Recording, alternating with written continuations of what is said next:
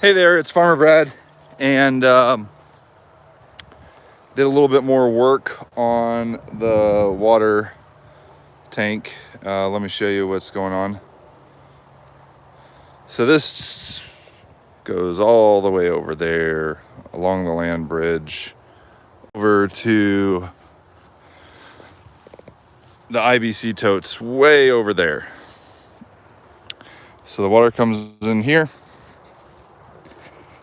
and then it comes here and goes two directions. It goes there to fill up. It can also go here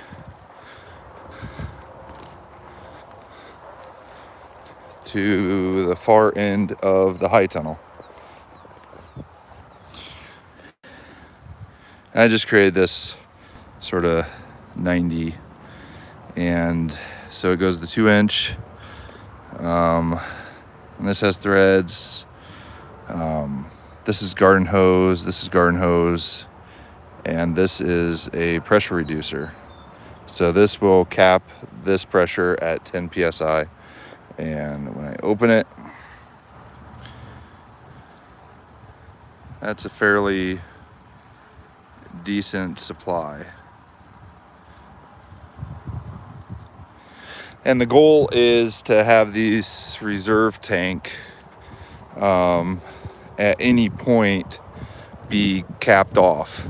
So then I'd have access to 550 gallons of water in this one, and then up further at the IBC totes, I'll have not quite 2 IBC totes full of water, plus all of the water in the 700-foot 2-inch tubing. So that's a decent amount of water to be able to do watering in a high tunnel 2 times a day. So one thing I notice is that the water level is only getting so high in that top one, and I'm not able to utilize the bottom one right now because there is an old valve on that IBC tote that I need to replace in order to be able to utilize all of that. But if in school or if construction, there's a thing called water level. Pretty much this is a big scale of a water level. So when this water level goes up, this water level matches it. So when this 550 gallon tank was overflowing into the upper pond, it was only like 1.5 foot up there. So what that tells me is either I need to reduce the elevation of where that's at, or maybe next year pile up 2 feet of dirt to get this higher, so that then I can be at full capacity of water. But I'm pretty happy with what it is now. So it's slowly going back up because I ended up draining some when making this connection. Now there is potential of me putting a one-way valve in here. That way I can keep the water back here and it's a safety net. But if those IBC totes get low, it is kind of nice to be able to backfill this to those chickens that are over there. So I'll kind of have to see how it goes. Now I did come back here, there's a lot of vegetation, but I knocked down a lot of the tall stuff, and then I plan to sort of till this up and try to get a fall garden. And I don't think I'll put the plastic on, just because there's so much that needs done with this, and I don't want to have an issue where I just found an old extension cord. Oh man.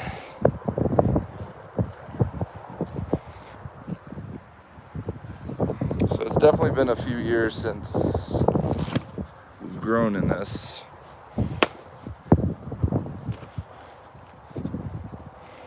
This was the extension cord that we used for the hanging lights.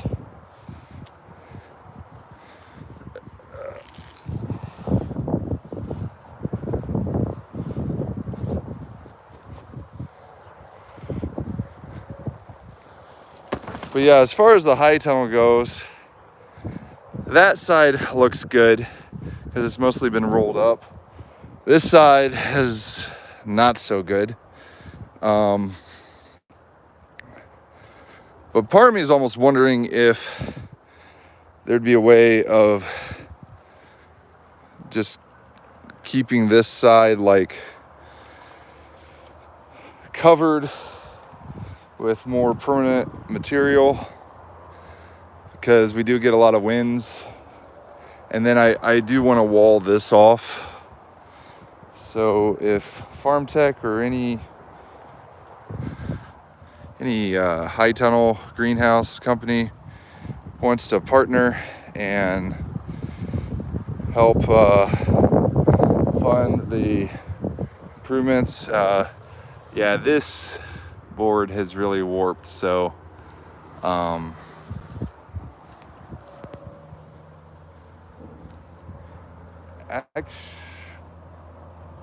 okay, yeah, I guess there isn't a pipe going across there. I thought there would be a pipe going across there to keep that all secure, but I guess not.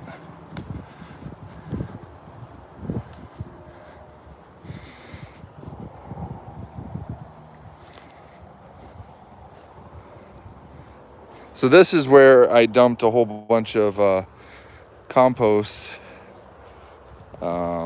this spring and just piled it on there. I need to get some more and do that to the rest of here, but I only have so much time in a day. But I'm pretty happy with this pressure and getting this back here.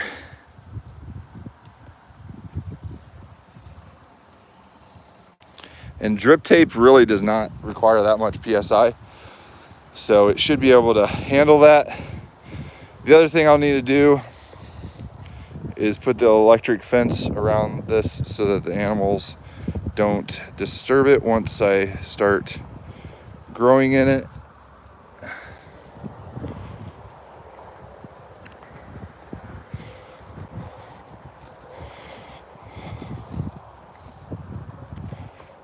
And then another thing is this tower, I'm thinking of putting a pipe across here and then having it be slanted for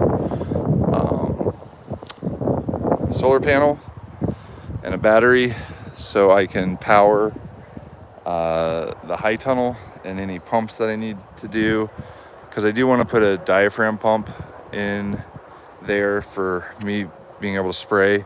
Well, eventually I'd like to put to spray on veggies and stuff versus the pond water. If I carefully look in here, there is some stuff that's coming off of the bottom of the tank and it's floating up to the top, and I'm hoping that by floating up to the top that it will eventually go out the outlet. But what's crazy is how much thermal heat is contained in this water. Yeah, it's a lot of thermal. It's pretty much a thermal mass.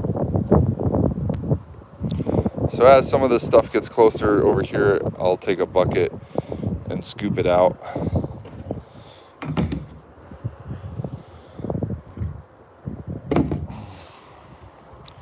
And then I have some drainage pipe that I'll slide over this tube and put it all the way up here, and then that will drain the water to the pond.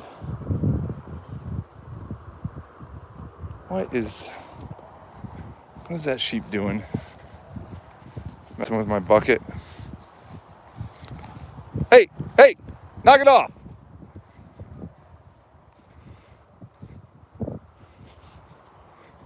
And then this chicken is crazy. It just likes to run off into the field like a crazy chicken.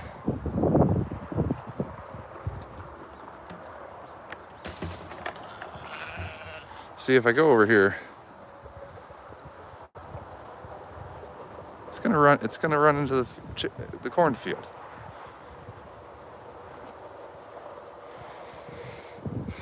What do you guys think?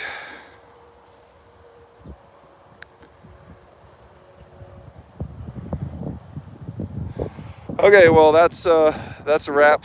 I think I'm gonna try to take the mower and knock down some of these thistles before they sprout.